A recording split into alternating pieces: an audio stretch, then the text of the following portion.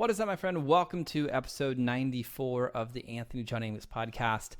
And today, I'm going to do something I never thought I would ever do, which is talk about politics. I'm bringing on a guest whose name is Zachary Miller to talk about the 2020 U.S. election and just explain it with all of the shenanigans. Not from a place of like, hey, this is who you should vote for, or this is who you... I don't care about that. My intention with this conversation is just to have like an intelligent, unbiased conversation just about the state of America, the political nature of things, and guide us back to the truth line so we could actually lead and create some changes. So if you're at a place where you want to find the truth line in this whole game known as politics this season, sit back, relax, and enjoy the show. Welcome to the Anthony John Amos podcast, the one and only podcast designed to help you become unstoppable in life and business. My name is Anthony John Amos. My friends call me AJ, and my goal with this podcast is to help you remember who you truly are so you can maintain your center in the chaos, embody your potential, and unlock freedom in your life and business. That being said, let's get into today's show. All right, welcome back. Now, before I bring on today's guest, I just want to let you know, if you're running a personal brand, if you feel stuck, if you feel stalled out, go to talkwithaj.com. Every single week, I'm setting aside a few blocks of time to talk with established personal brand leaders to figure out where they're at, where they want to go, and help them create a game plan to get unstuck, to get back in momentum, to creating the life and the business that they know they deserve. So if you're at a place where you feel stuck, stalled out, make sure you go to talkwithaj.com, grab a time to talk with me, and we'll just like have a talk, man. See where you're at and see what's going to help really get you to break through to that next level of success. So with that being said, let's talk about today's guest. I don't have a big, long intro. I'm bringing on Zachary Miller. He has been in the politics game for a long time. We dive into his history a little bit on the episode. Zach happens to be one of my cousins. He's an amazing human being and one of the smartest people I know when it comes to politics. And I've always enjoyed sitting down with Zachary and just talking about politics, just like talking about it, not from like, hey, this is right or this is wrong, but just talking about it, dialoguing about it. And I've learned so much from those conversations with him. And so as I'm seeing all of this craziness from like the left and the right and the middle, I was like, man, who do I know that I could bring on who is way smarter than me when it comes to this whole game of politics? Because I know nothing about politics. And how could I lead people to the truth line in this, so when they go to the polls to vote, that they would really lead from that truth line rather than from the bullshit that the media sends out on both sides. Like, how can we get to that truth line? And so I'm really excited about the conversation that Zachary and I had. It's very philosophical. It is very political. It's probably going to offend some people, and I'm okay with that, right? Because these are some of the conversations that need to be had, and I think we did so in a fun manner that's going to be entertaining and also just nourish your soul and help you hopefully see some things that you've never seen before. So with that being said, let's bring Zachary onto the show. Boom! Zachary Miller. What is up, brother? Welcome to the podcast. Hey, not too awful much. How you doing, AJ? Dude, I'm great, dude. I just got done one willing. Yeah, it's been a good day, dude. The one will is new for me. I did coaching calls on the one will today. I'm working on a new book. Hopefully it should be done by Black Friday is kind of the intention, the target. So I was getting notes over to the publisher. Why I one-willed around this church parking lot like forever. People are probably like, what is that guy doing? Who is he talking to? But yeah, dude, it was amazing. Awesome. Hey, that sounds like a lot of fun. I saw you on the one wheel. It looks difficult to pick up, but I'm not surprised you figured it out. So. It's actually not. It's like snowboarding on pavement. Like it's pretty easy. The board like kind of balances the front to back, so that's pretty easy as long as the battery's charged. And then you just toe edge to turn. I ride goofy, so toe edge to turn to my leftish, I guess that would be, depending on which way, and hill edge to turn the other way. So yeah, it's pretty easy, man. If you snowboard, I think it's pretty easy. So, dude, let's talk about some politics today. That's why I wanted to bring you on. You're one of the smartest people I know in the political space. You used to work on campaigns. What campaigns have you worked on? I've worked on a few. I'll talk about some of them here and some of them not. But the probably one of the biggest ones I worked on was statewide. I worked for the current governor, Greg Abbott, here in Texas, is kind of a regional guy, getting out the vote, reaching out to voters, telling them kind of what we stood for. I've worked for several local state officials, a couple state senator races, state reps. I've done phone banking for Senator Cruz, a couple other congressmen. So just talking, representing them at meetings, and trying to explain as best I can what goes on in Washington. Awesome. Awesome. So, Well, I'm excited because I have lots of questions because the election's coming up. I don't even remember what day it is. November 6th. Is that the day we vote? November 3rd. November 3rd. Okay. See, I'm already off. Okay. November 3rd. Go. Okay. So November 3rd. What are your thoughts, man, on the election? Like, I feel like America is more divided than ever. People want to point fingers and blame, like, oh, it's Biden's fault. Oh, it's Trump's fault. It's interesting, like, to me, how often we're pointing at the finger rather than realizing, like, dude, it's just two people who really don't have a whole lot of power to change the country. Or maybe I'm wrong. Do they? They do and they don't. That's jump in with the easy questions first, right? So that's they have very little control over your day-to-day life. They have very little impact on what happens tomorrow to you and your family and your friends. But they have a huge impact on the national psyche. So just the impact they have on the way we think the country is going is really what makes the difference. I think the craziest part is we think that one man or woman or one person can encapsulate everything it means to be American, and so we kind of put them up on this pedestal as if they're the arbiter of who we are, instead of looking in the mirror and saying, if politics is that rough, it's kind of our fault. Yeah. So tell me more about how the president has an impact on the psyche of America. I've never heard of this before, and this is interesting to me in a big way. Because I've said this publicly on this podcast, when Corona hit or whatever, like it came to, it was a thing. I was like, look, I believe this whole pandemic thing is just eliminating all of the shadows of humanity across the world. And one of those shadows is the fear of death. Like, most people have a fear of death. I'm not one of those people, but some people have a fear of death. And so Corona forces you to deal with, hey, you're a human, you're going to die. Like, it's inevitable. And if we can then deal with that shadow, we can get back into our sovereignty and choose how we're going to live life, right? And that does mean taking responsibility for our health and doing things to increase our immune system and all of that. I'm not saying like pretend like it's not real or it doesn't exist, because it definitely is real. But we have a responsibility, I think, to still be at cause.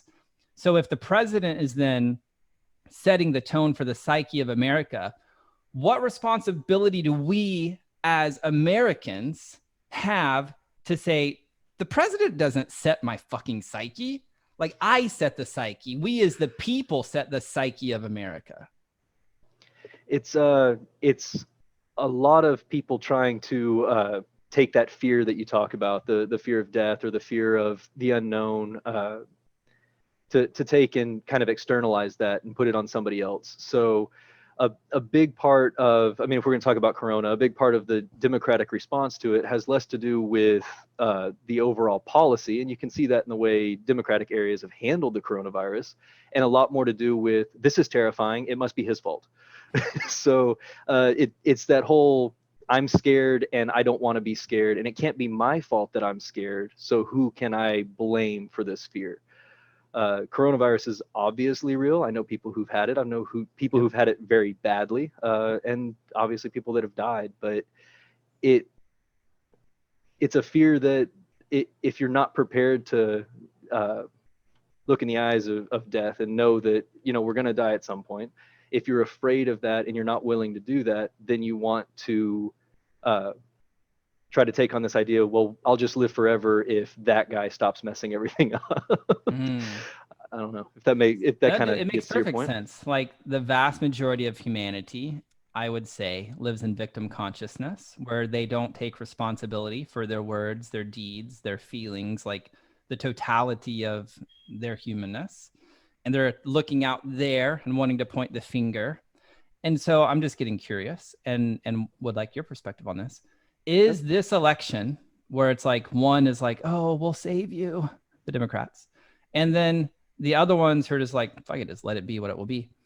Is this actually an opportunity for America to realize, hey, this way of looking at a person or a governmental institution to save you doesn't fucking work. Like, it's not sustainable.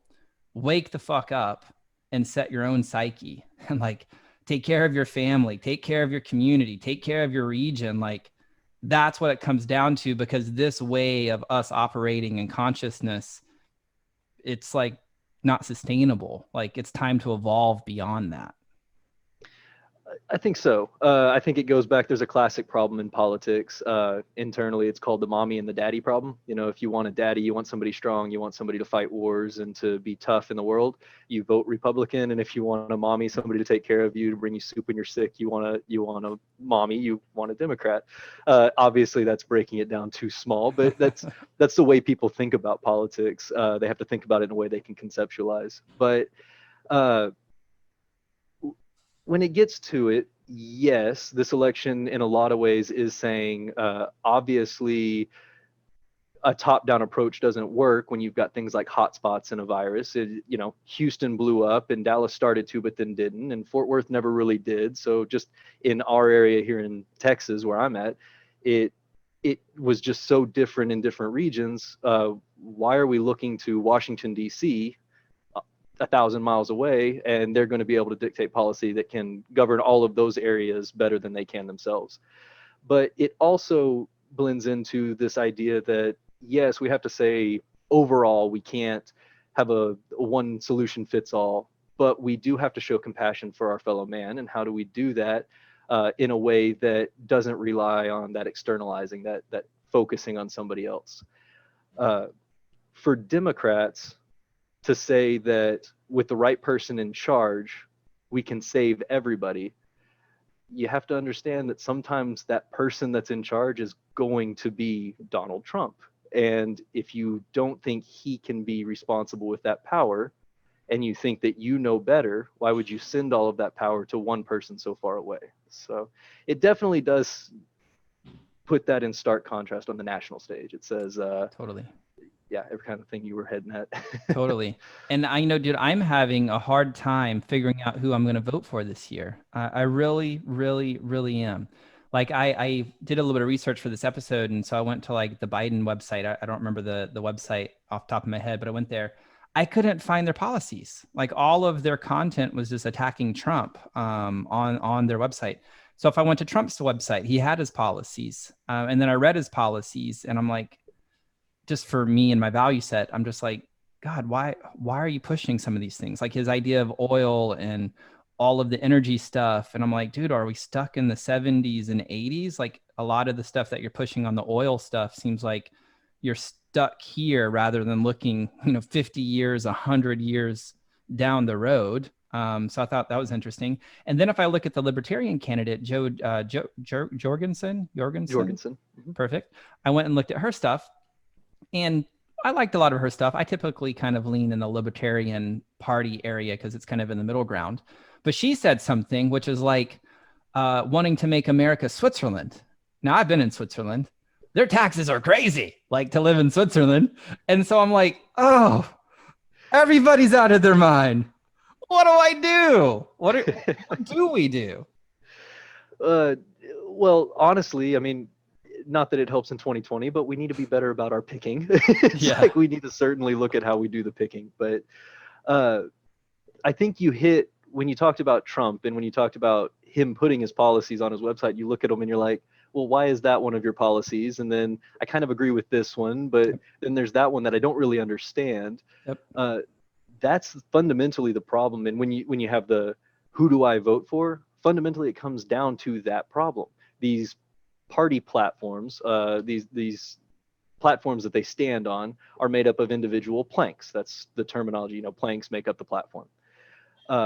You have hundreds and hundreds of planks in the Republican Party platform that every Republican is supposed to identify with, and if you take the time to go through them, a lot of them contradict each other.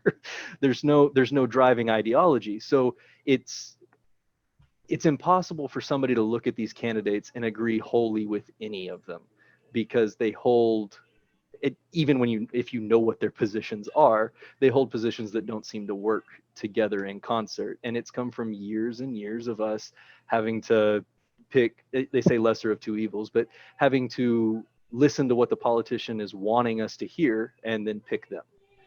And for me, I certainly lean libertarian as well. But like you said, Joe Jorgensen said some things that I just can't, I, I can't necessarily agree with. I don't know. I really don't know who I'm going to vote for in this election, but I know I don't agree enough with any of them to feel comfortable in voting in this election right now. Yeah, So, it's interesting. Like, I know this sounds really weird, but usually what if I can look somebody in the eye, I kind of feel like I can get a feel for them as a human. And so like if I look her pictures in the eye, I watch her videos and watch her body language, my judgment of her, and I know it's my judgment, right? My judgment of her is I don't think you got the certainty to be able to hold the position. You seem like a very nice lady. You seem very smart, very intelligent. Um, but I'm not 100% convinced you have the capacity for the position as a human. That's my judgment of her. If I look at like Joe and Kamala, my judgment of them is I'm like, you guys are sneaky bastards and I don't trust you. And if I look at Trump in his eye, I'm like, at least I know where you stand, but you're a fucking egotistical maniac. Like it's about you, but at least I know where you stand, yeah. you know? And all of that, I'm still like, fuck, what am I going to do to vote? Because they're all like the lessers of evils. And so part of it comes back to our responsibility of the people we pick. So let's talk about that a little bit, because maybe we just got to accept, hey, 2020 is a shit show. Fuck it. It is what it is. Nothing we can do about it at this point. It is what it is. So what do we do moving forward to get better people, quality people? Does that mean we vote in House and Senate? Does that mean, like, what does that even look like? Because I don't think the vast majority of humanity, me included, know what that even looks like. That's not an easy question to answer, but in another sense it is. What it breaks down to is conversations like this one that we're having today. It really comes down to being intentional in how we associate with each other. You have to take it outside of politics first. I've got friends I've had for decades at this point that I've not really changed. I've always been a truth seeker. I've always tried to get to the nuts and bolts. I like to take an idea and argue it, even if I don't believe it, just to try to steelman it and try to understand it better. And I know I haven't changed, but I've lost some of these friends, especially recently, because there's so much of a litmus test to what somebody has to believe to be allowed into the conversation. And it's not a right left thing. It's a, if I have these ideas, you either agree with me or you're evil. You're wrong. Right. And I know in my life, I have taken the time to think deeply about a lot of these issues and come to the conclusion that if I've decided based on my research that this is the correct way forward, somebody else may have done the very same thing and come to a completely different conclusion. Yeah. So we have to look at, you ask if we should vote for Senate, vote for House, if we should do anything like that. I mean, you should get to know your mayor. You should get to know your city councilman. You should find out if they've thought deeply about the issues, if they agree with you on the issues. And if they don't, find out more about them to find out where they came from.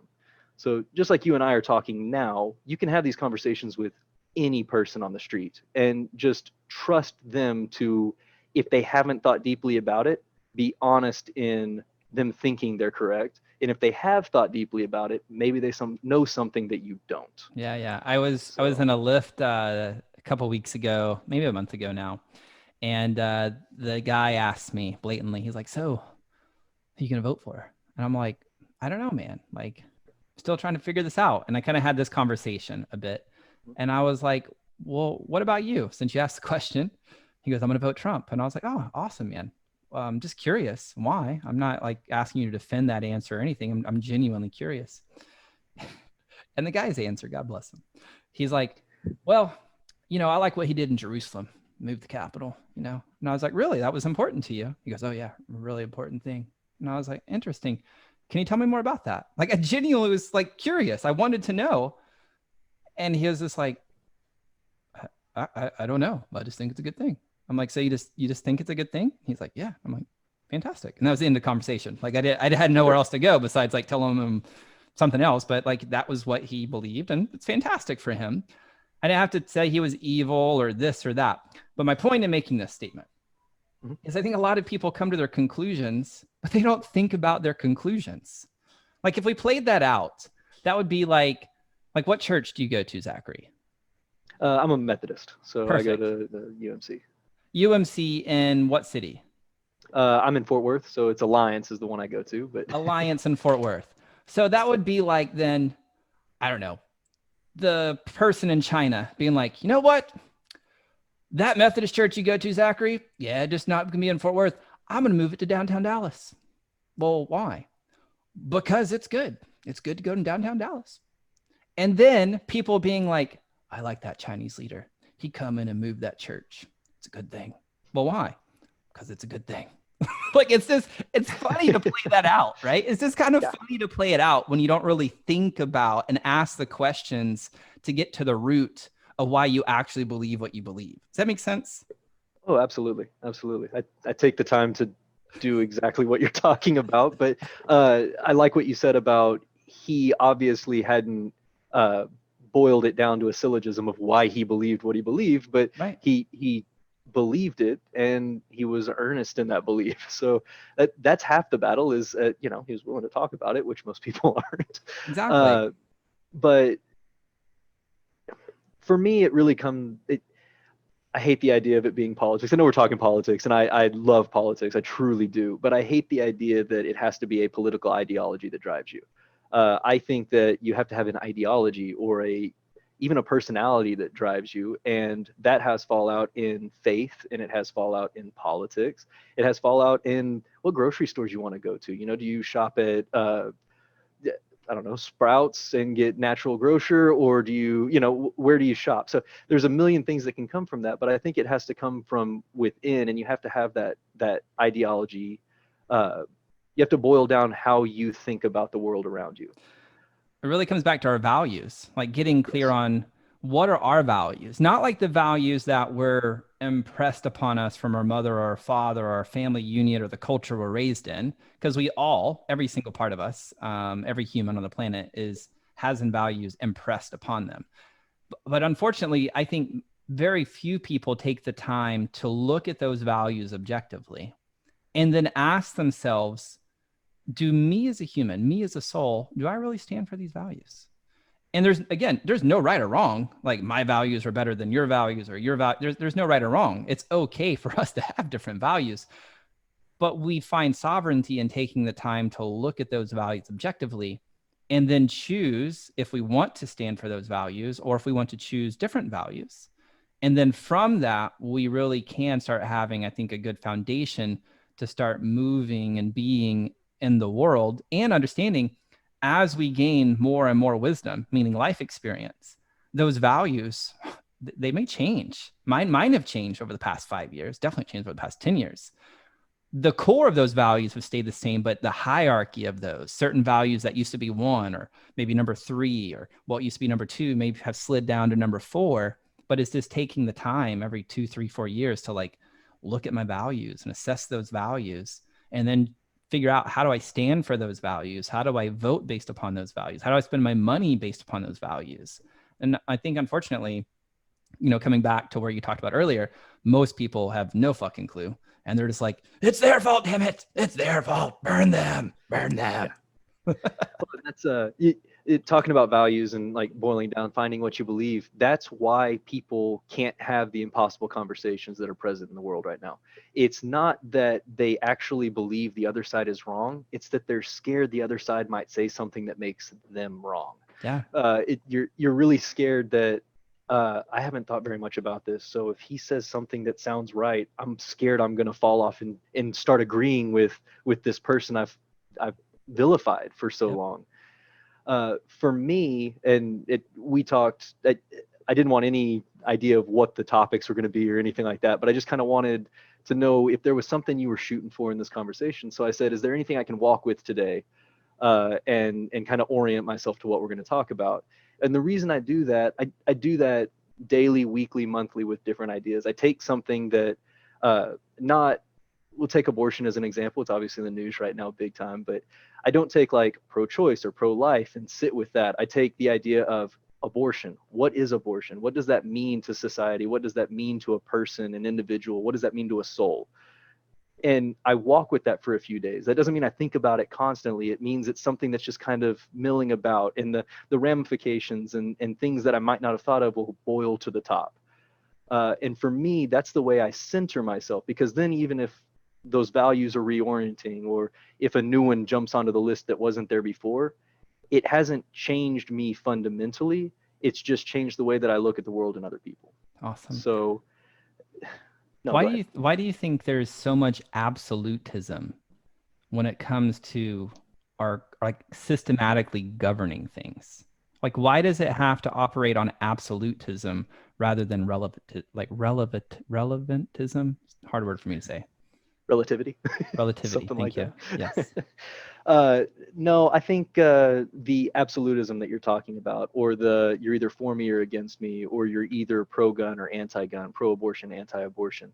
I bring faith into it a lot just from my personal walk, but it's the same as a fundamental misreading of original sin, of this idea that Eve ate the apple and now we've all fallen. So, it was bad she ate the apple because if she would have been good and not eaten the apple. Well, if you translate that passage, it actually says the tree of the fruit of knowledge of good and evil. It's an and statement, not an or statement. And what that breaks down to, at least in my reading of it, is it's the spectrum of good and evil. It's good, evil, and everything in between. I think the absolute nature of our political discussions, it's kind of burned into us to believe something is a pro or a con, just like a faith statement of I have to follow this rule, or I have to do this thing 3 times a day, or any of these number of things, without recognizing that there's a spectrum of options that can affect your life different than mine. Knowing, trying to figure out how to bring this back right, because it's how I think about it, but it's hard to kind of elucidate it in a way that may be digestible to other people. But that idea of a spectrum of people fall different places on there, neither good nor evil. It just talks to the fact that humans are imperfect. We tend to see ourselves as being the only one that's right because we're scared of being wrong. Yeah, well, I mean, this is like a lot of the work that I do. We're like coming into the idea of like diving into our shadows as a human being. We all have them. And so the best illustration that I can give for like shadow work is it's almost like picture 2 kids playing in the backyard of a typical suburban neighborhood in America, because I don't know what they look like in other cultures. And so in that backyard, at least in America, typically you kind of have an L-shaped backyard where you have the majority of the yard is, behind the house. And you usually have like a little sliver of that L-shaped yard on the left or the right-hand side of that yard where the air conditioning units are. And there's usually gravel or trash cans or whatever. And at nighttime, let's pretend like these kids are playing on a swing set that's in the bigger part of the backyard. And there's floodlights usually on that little playground set. And there's usually no lights on that little L-shaped sliver of the yard. And let's say those children want to go out and play hide and seek.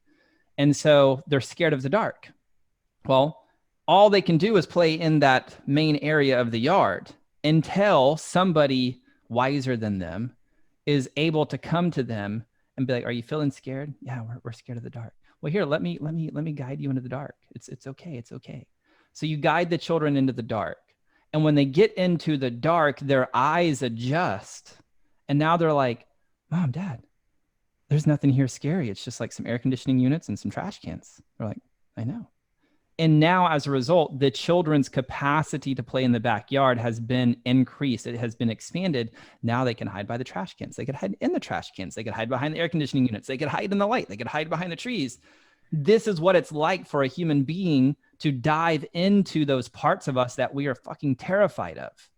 The part of us that we're afraid to be, by being with it. You don't have to fix it, but just by being with it. it increases our capacity to run the spectrum of the human experience. And so as we're talking about this concept of the knowledge of good and evil, I would totally agree with you. And I believe that happening, whether it's just philosophical or whether it's a literal happening, who the fuck knows? What that says, at least to the game of consciousness, is the spectrum. And there's going to be contrast in this game of a human. And ultimately, the contrast is what gives us the gift of human experience. Otherwise, we just stay consciousness, right? So coming back here, you're right. Most people are fucking terrified of diving into their shadows. And they're pointing at politics or religion. Right now, it's politics as they're the villain. They're the reason everything's fucked up. But unfortunately, that finger pointing is not only at the governmental institutions, but it's at our fellow man that's happening right now. And to me, that's sad. And to me, because one of the intentions I asked you to walk around was like, how do we call people to the truth line, which is there's a fucking spectrum. We could argue that there's not.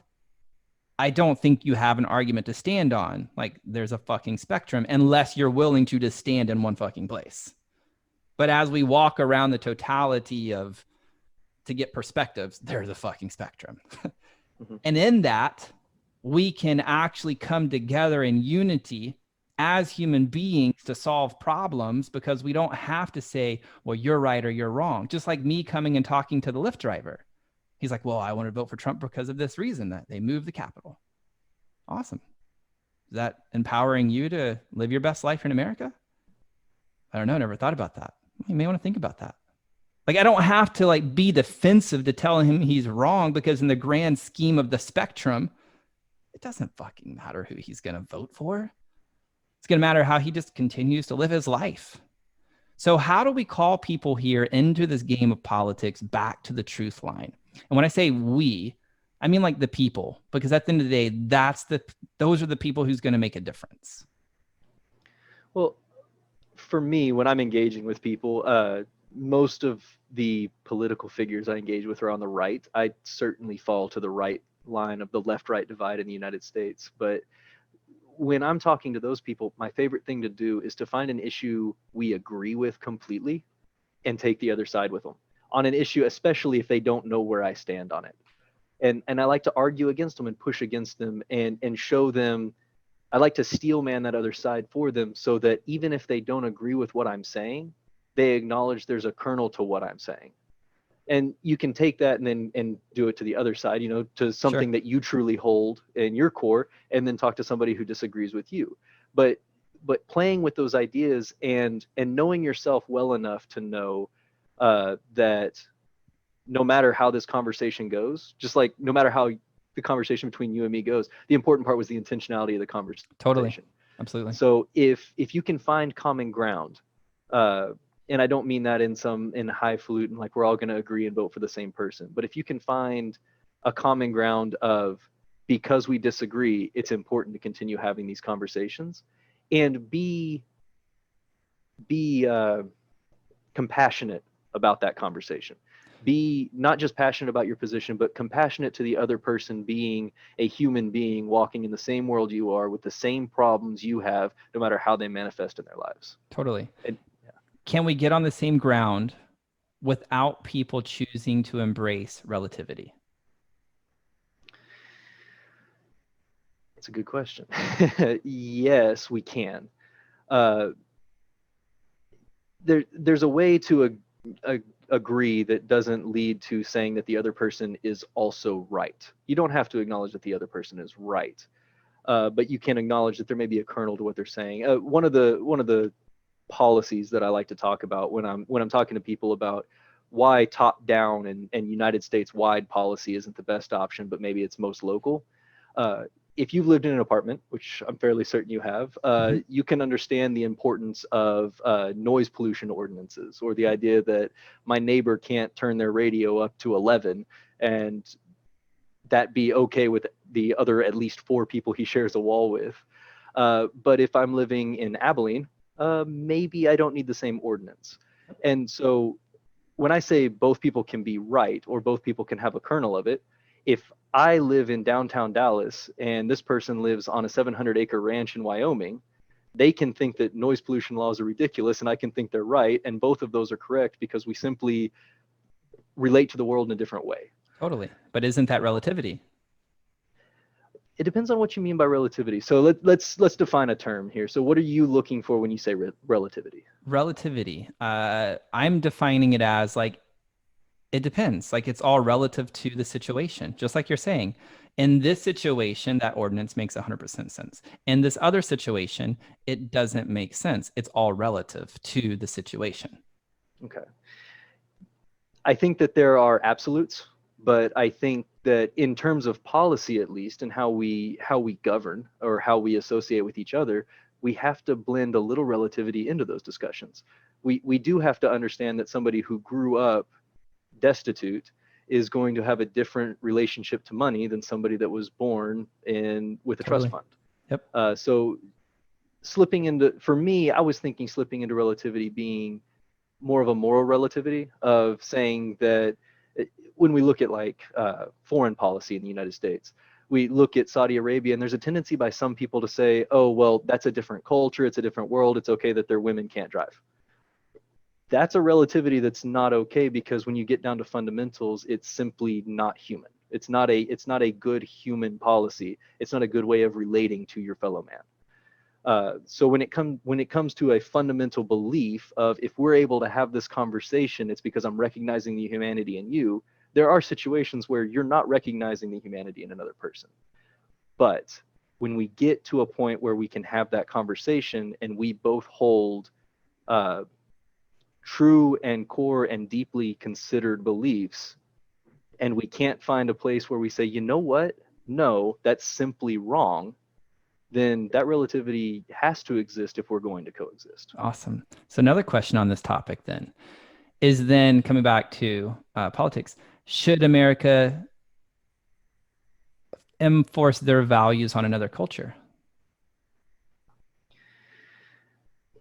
So there's a very strong libertarian angle in my body that just rejects that completely. So from a standpoint of do we invade and make Iraq, the Vegas of the Middle East? No, we don't get to do that. We simply don't get to do that because those people have a right to choose their future. But if you say that should we be able to write books and have conversations on the internet, and should we be allowed to represent and carry the flag for ideas that have done nothing but lift people out of the worst poverty and out of the worst religious war and all of these things? I think it's our moral obligations to carry that flag and to show a correct way. And that means sometimes going over there and talking to those people where they are. And sometimes it means having conversations like this where just by having an internet connection, they can listen to it. The wisdom of crowds will boil the best things to the top in the long run, and it's messy and there's problems, but we don't get to tell a foreign country how they have to be, but we can show them why we think our way works. Totally agree. So what I hear you saying is it comes back to we, the American people, and even our government, if they would listen, to embrace the ideology that America is founded on, which is the pursuit of happiness and pushing the envelope of like, man, how good can life be? Like, can we charge $5,000 for an hour of consulting? Like, can life be that good? Like, in pushing that envelope and modeling for the rest of the world, like, life can be really good. And part of that is us as a society, I still believe, diving into our own shadows and pushing the own thresholds of our own personal development to really experience full-on freedom, to not only just for us as humans and our families and our culture, but to model to humanity, again, what's possible. But unfortunately, the vast majority of Americans here in America don't even do that. They don't. There is no, we've talked about top-down solutions. There is no top-down solution to make all Americans do that tomorrow. There is, for anybody that's watching this, and for everybody that you reach out to in your daily lives and I reach out to in my daily life, there is the aspect of every single one of those people is an opportunity to fulfill that idea, to show how good life can be. And the more you have those conversations, I think it trickles up. It goes from the bottom to the top in that way. Picking candidates for president comes at the end of that list. Once we can agree on some fundamentals between each other as brothers, we can then lift up people to positions of power that truly have our best interests at heart and don't simply try to show us that shadow and why it's frightening. That's so much of what the political parties do. You talking about going on Biden's website and seeing Orange Man Bad. That's Biden's campaign. It's return to normalcy is the nice way of saying Orange Man Bad in his campaign. It's this idea that look how scary that is. Wouldn't it be nice to go back to the way it was? And people who've been involved in politics for me, it's been 15 years. For people that have been involved in politics for that long, a lot of us look back and go, you know what? Politics has not been pretty for a lot longer than 4 years. Trump is, I heard it, I can't remember where, a podcast or conversation, but Trump is not the murderer, he's the coroner. He came at the end of the party. He didn't kill somebody when the party started. So he's more of a reflection of what we've done to ourselves over decades and what we've allowed by giving up power over our own lives and our own determination to somebody else.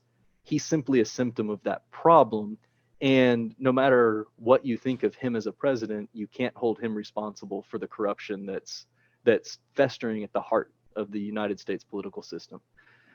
Do you think we'll ever return, I think we hold the founding fathers, the George Washington, the Thomas Jefferson, in this light? Do you think we've overhyped them, and put them on a pedestal of how a politician should be? Or were they just as fucked up as the rest of the politicians? They were absolutely as damaged as other politicians, for sure. But not because politicians are damaged, but because humans are imperfect. For me, to talk of ideology or how we lift people up, I look at politics the same way I look at life, and it's humans are fallible and systems are made up of humans, therefore systems are fallible. So are the founding fathers elevated to a level they don't deserve? In some ways, yes. In some ways, no. We certainly like to gloss over their shadows that they would have certainly been aware of in their time. Just like 200 years from now, people will look back on politicians we see as evil or holy and neglect the other side of those same people. It's funny you say that. So, Halloween's coming up at the time of the recording of this podcast. And I'm choosing to be a Viking for Halloween. My daughter is, I don't remember what Zyra's going to be. She's being a puppy, right? And so I had this thought the other day with Sarah. I was sitting in the chair and I looked over to her. I was like, I have this thought. I'm being a Viking, which, 600 years ago, 1,000 years ago, whatever. They were terrible people. They raped and pillaged. They were terrible people. And here I am choosing to be a Viking. I was like, if we fast forward another 600 years, what I'm about to say is totally going to offend somebody. If we fast forward another 600 years, and if Halloween still exists, do you think people will be like, I'm going to be a pedophile? That's what I'm going to dress up as. It has become so not part of society any longer because consciousness has evolved, where they now for Halloween dress up as this thing. I'm dressing up as a Viking. She goes, I don't know. It's a good point. And it was totally just random. Sure. I see what you're saying. I mean, it's well, to offend a completely different group of people. All right, let's do it. If you look back at the founding, we take a lot of time to talk about how many good things came out of it. Less time on the bad, though. Recently, we've focused a lot on some of the bad things. Currently in American politics, they're talking about the 1619 Project and that slavery was the founding evil of the United States. And that's where we all come from. Where I'm going to get into offending some people is if you look at the writing of the Constitution, it was a document that both did not make slavery illegal. It did not eliminate slavery in the United States, but there was a caveat in there called the 3/5 Compromise that limited the power of southern states, that would have had so much power on a congressional level that it would have made it harder to eliminate slavery in the long run. So we have to acknowledge that slavery is evil. Obviously, there's no discussion on good or bad. But in a document that didn't make it illegal, they also took pains to make sure that slaveholding states didn't hold so much power that a held belief by the founders that slavery should be abolished, and a negotiation between them that could not resolve in either the okay, we accept it, or okay, we abolish it. They came to a compromise that eventually led to its abolishment, that eventually led to the Civil War and led to the power struggle that eliminated it. So looking back, we have to be honest about those truths, but we also have to recognize that why I think your fun little discussion with Sarah was different is when you look back at the time, in their mind, were they good? At the time, in their mind, in the Norse way, were Vikings good? I think everybody's the hero of their own story. Totally. That's what I was going to say. In their culture, So, I would say from their culture, yeah, like one of my favorite series was Vikings for the first 3 seasons anyway. And then after that, it started getting really weird. But Ragnar, because their god they were pagans. They worship Odin, and they had all this pagan culture, which I actually, as I continue to study paganism, I'm actually I like a lot of that theology. I think it's very fascinating, and I find a lot of value that actually brings a lot of scripture to actually more practical reality for me personally. And so they had that theology of paganism based upon the show. And then they went and conquered Europe, and they had, of course, or England specifically, they had, the Christian church. And the Christian church was like, you guys are terrible, evil humans. And they're just like, Ragnar was questioning the priest that he kidnapped about his relationship with Jesus and how it was different with their relationship to God. How was it different than the relationship with Odin? And as they kind of started dialoguing about it, there really was no difference. Like, they had different ceremonies and symbolisms. The Christians weren't as violent as the Vikings by any means. But it was almost like the Vikings felt more free. Like their culture was just like, this is who the fuck I am, rather than the posturing and the pretending and the guilt and the shame that Christianity brought. That was like, oh, all those shadows, shut that shit down, only light. It was like the Viking culture, was just honest, in my opinion. It seemed as if, based upon the show, about the spectrum of the light and the good, and there was really no right or wrong. They had the rules and stuff, but it's interesting to see those two cultures come together. And I would say, yeah, and answer your question, the Vikings, I would think that they thought their way of life was better than the Christians, and vice versa. The Christians thought their way was better than the pagans. And it's like, who's right? Well, they're both right if you lived life from their perspective, right? It comes back to the relativity thing. It comes back to the spectrum. I agree completely. I think that's something we certainly lack in American politics, is everybody wants to be on the right side of history. But just like we looked at history just now, and there were 2 right sides depending on which side you were on. Obviously, there's times in history where that's not true, and simply by ignoring facts of the situation, you fall afoul of it. But there's a book that I greatly enjoy, and it's by Jonathan Haidt, called The Righteous Mind. And it's this idea that there is, he comes at it from an atheist perspective, but there's this idea that something in the human brain, to help it in its evolutionary process, required it to have at least something similar to faith. It has to hold on to something at its core, that be it traditions or be it something that really makes it, that helps hold society together. And just to continue this forward, right now, the social cohesion that religion solved, if you want to think of it as a problem that needed solving, has in large part, especially in the West, dissipated to where most people aren't religious in the sense of structured religion, even if they're spiritual, but they're looking to fill that void, that requirement in the human soul for some kind of hierarchy, some kind of faith. And be it atheist or just non-practicing or what have you, we see in politics manifesting a religious war. I mean, it's a tenet-based religious war where no matter what Trump does that's wrong, it's okay because, and they give these reasons. And then no matter if Biden did this wrong or that wrong, it doesn't matter. He's in our tribe. He's part of our faith structure. You know, Odin was vicious if you look at paganism. Totally. He was aggressive, but they adhered to him because of things that he gave them and made that helped center them as people. And when we walk away from what centers us and we make politics what centers us, we're putting ourselves under the control of not a deity but a person. And game theory says that person's going to manipulate us. They're going to use that to their advantage. Well, unfortunately, lots of people are living in the realm of what I would say is unreality, which is the land of concepts. Like, if I talk about this in Project Shift at a deep level, so does Jonathan Heston, who teaches that with me. And we talk about in the first week when people come in, the concept of what is true reality. And we make an argument that what most people deem as reality is actually unreality.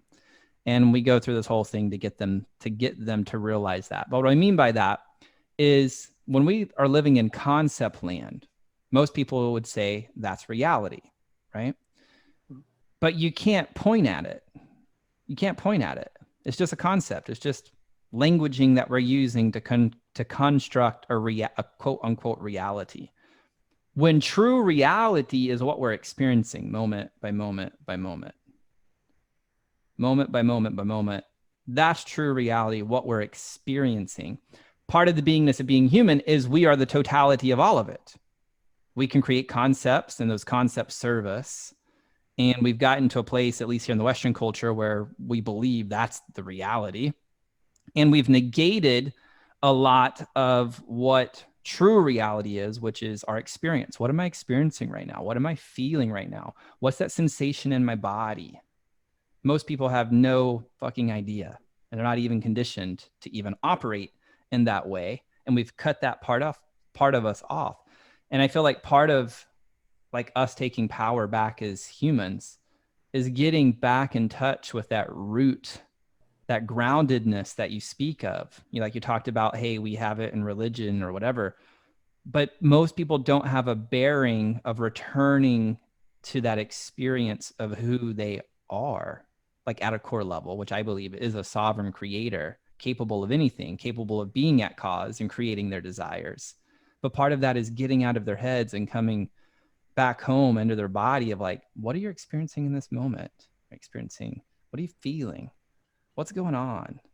Like, that's where I feel like so many people are missing. And then that is then being blown up into politics, and it's just a fucking shit show because it's this concept land.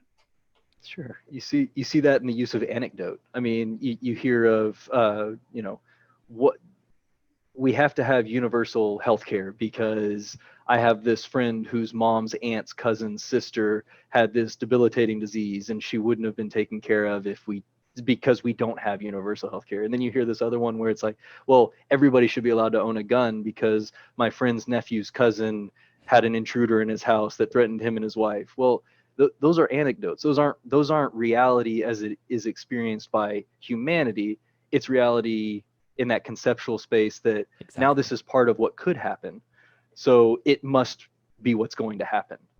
I like you talking about getting back to the basics of what it means to be human, because if we talk about what it means to be human, all you have to do is eat and reproduce and the genetic line continues and there's another generation. But I don't think anybody would find fulfillment in that. I think that they have to be able to not only do those things, but then be able to speak about those things to each other.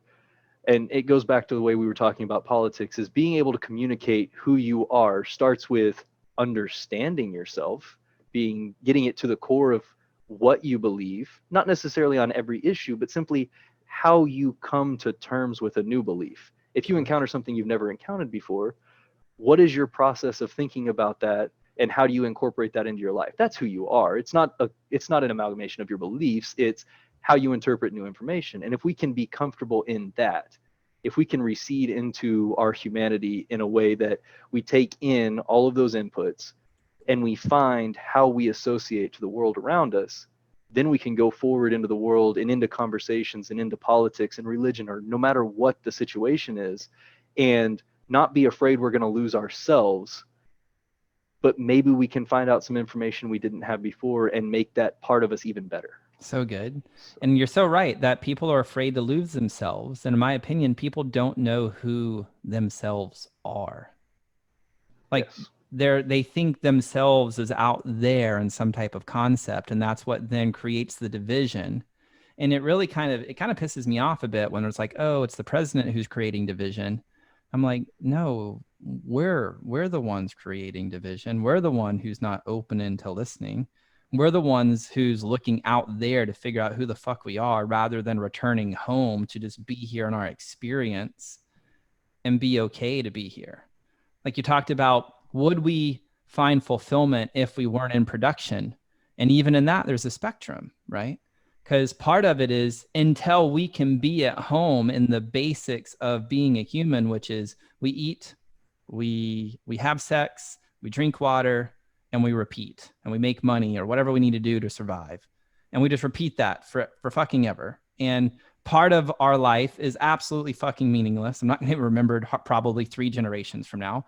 And on the other side, I have a purpose to serve. And of course, I have value to bring to humanity. Like both of those in the spectrum are true, right? Until I can align with that truth and be home and source significance with that, then everything I do outside of that is just bullshit. It's just concepts. And I don't find fulfillment in that. And I think that's why depression is so high in America. That's why suicide rates are so high in America, because we don't know how to come home to be fulfilled in the basics, to then be able to source power and our sovereignty, and then be so grateful that we're here in this day and age. Our soul chose to be in this time period of history where we can leverage our agency as a human being in a lot of different ways, way more ways than when America was founded, way more ways than when our parents were alive. There's so many ways to use and leverage our agency to actually create full-on sustainable fulfillment. And then in that spectrum, we really are like cosmically evolving consciousness forward. Does that make any sense? I definitely hear what you're saying. I hear where you're going with it, because it particularly resonated when you said, I may not be remembered 3 generations from now. But does that matter to you?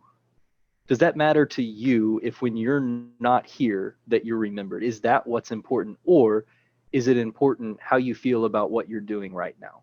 How you feel about who you are right now? Because no matter if you are remembered 4 generations from now, are you happy with yourself? Exactly. Because this is the time you have on the planet. This is the time you've got. So should the future matter as much as the now? Because trust me, if the now you feel that fulfillment, you feel that push, you feel that drive, then there's a better chance you'll be remembered in the future, because maybe you did something worth remembering.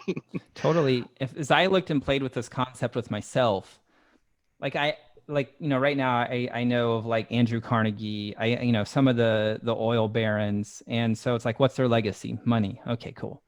You fast forward 300 years from now, I'd be willing to make a bet, and I could be wrong, but I'd be willing to make a bet that nobody remembers who the fuck Andrew Carnegie is, or the oil barons. Now, if we look in history and we look at people who have been remembered for thousands of years, I think like you look at Jesus, you look at other people, St. Francis, I assume these were people who just did the thing because they wanted to do the thing. And they did the thing, and it was an overflow of their purpose, and it stood for a value beyond money. And as a result, that value has stood the test of time. Yeah, no, that's definitely right. Figures that we remember, like even I mean Caesar or any of these, King George or any of these figures as well. And to tie it back into politics in some ways, 300 years from now, nobody will know necessarily who Carnegie was or any of these people, but they'll remember who Abraham Lincoln was. Exactly. they'll and are we as Americans making a decision in our leaders and making a decision in the people we put our faith in, and we put the faith for our future generations in? Are we putting that in people that should be spoken in the same breath as Abraham Lincoln? I mean, is Trump in 300 years going to be seen as a great leader, a great divider, or just another president? I think I, he's going to be seen as just another president. that's what I was going to say. I think you're right, man. I think you're 100% right. Like, I'm just trying to think. I mean, if you fast forward 300 years from now, who out of recent history of our presidents would be remembered 300 years from now? You have Abraham Lincoln, cool. Probably William Taft, just because he's remembered for getting stuck in a bathtub and it's super fucking weird. And so people are probably going to remember that. But that's about it. Beyond that, I don't know, man. I don't know who would have a legacy that would be standing for values 300 or 400 years from now. I don't know. Do you know one? In my lifetime, certainly not. I mean, I've been alive through Bush, Clinton, Bush, Obama, and Trump. That's none of them, for all of the fighting and rancor and everything we had in the United States through those presidencies. None of that Sure. has a lasting power. I mean, conservatives would certainly want me to say Reagan, but when I look back at Reagan, I see Reagan as kind of as an idea more than his actual policies. Yeah, I What don't do you know know his about policies. Reagan? That's what I was going to say. I don't know any of his policies. I know he's a movie star and I know people liked him. That's all I know.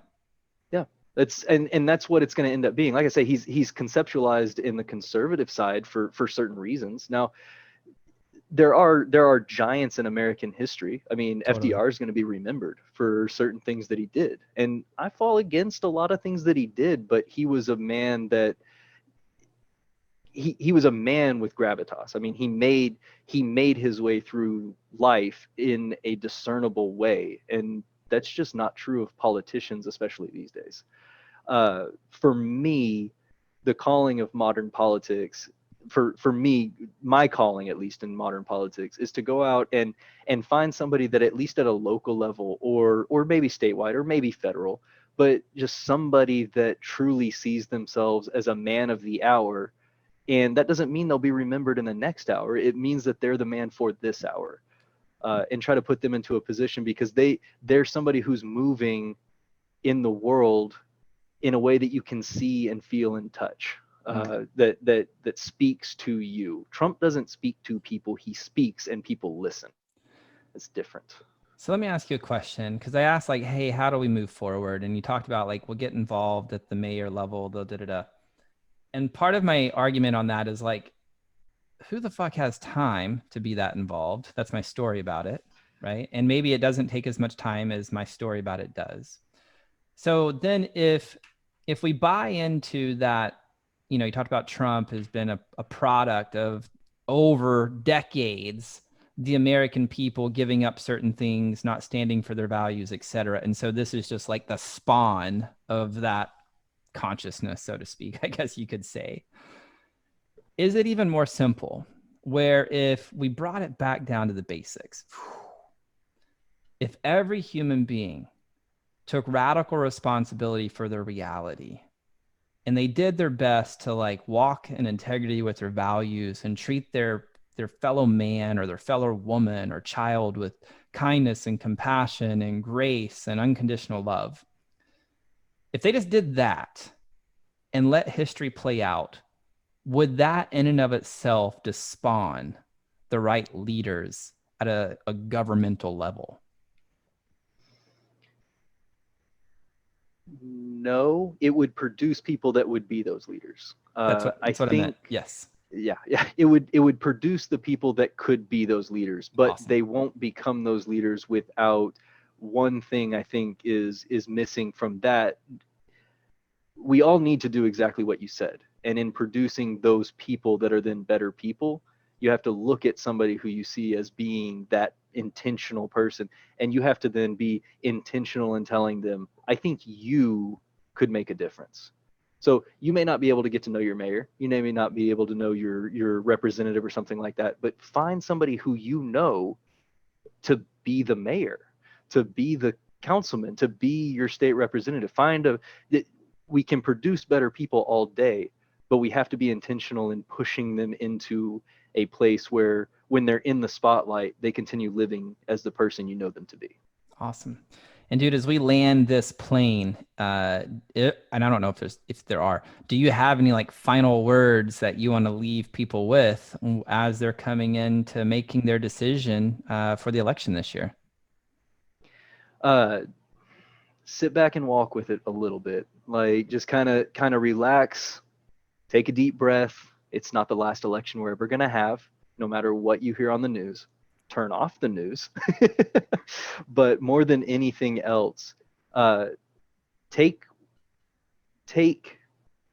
somebody who's running for office, no matter who that is, be it Trump, be it Biden, Jorgensen, I think it's Walker for the Green Party. Take that person and just kind of think about them, conceptualize them, kind of walk with them for a little bit in your head and what you know about them. And if you see no redeeming qualities in any of them, then, maybe we've done worse than I think we have. But if you see one person that instead of picking the lesser of two evils or lesser of four evils or whatever you see it as, if you see one person that may be the best of those four people, maybe that's where you cast your vote. Awesome. Cool, brother. Well, thank you so much for coming here and jamming with me on philosophy and politics. Appreciate you, homie. Hey, thank you very much for the invite. Well, there you have it, my friend, Zachary Miller. Man, I love that guy. I love the conversation that we had on this episode just about the candidates, the state of America, and just like philosophy to like get us back into our sovereignty and create. I truly believe that all things, when we get outside of it, when we get outside of time and our concepts of rights and wrongs and should and shouldn'ts, I truly believe that in the grand scheme of things, we really are progressing in a positive direction. I think, as consciousness, it has to. Like, there is no other thing than forward. And that's a hard thing to wrap our human minds around. But I truly do believe personally that we are moving in a good, expansive direction in the grand scheme of things, even though it's super fucking weird right now. So I hope you enjoyed this conversation. If this inspired you some way, if you had thoughts, I would love to hear about it. Just like take a screenshot of you listening to this episode on your device, post it over to your Instagram stories, tag me at AJAmyx, AJAMYX over on Instagram. And let's tag Zachary as well. He's on Instagram at Zach, Z-A-C, Mill, M-I-L, 1313. So Zach Mill 13 over on Instagram. Tag me, AJAmyx, tag Zachary, ZachMill13, and we'll go from there. So hope you enjoyed this episode. And that's going to do it for this episode of the Anthony John Amyx podcast. Until next time, my friend, I'm out. Peace. Well, that's all I've got for this episode of the Anthony John Amyx podcast, but we have plenty more to help you become unstoppable in life and business. So head on over to ajamyx.com for exclusive resources, information, and tools to help you break through to a new level of freedom, purpose, and success. I look forward to having you back for the next episode. Bye for now.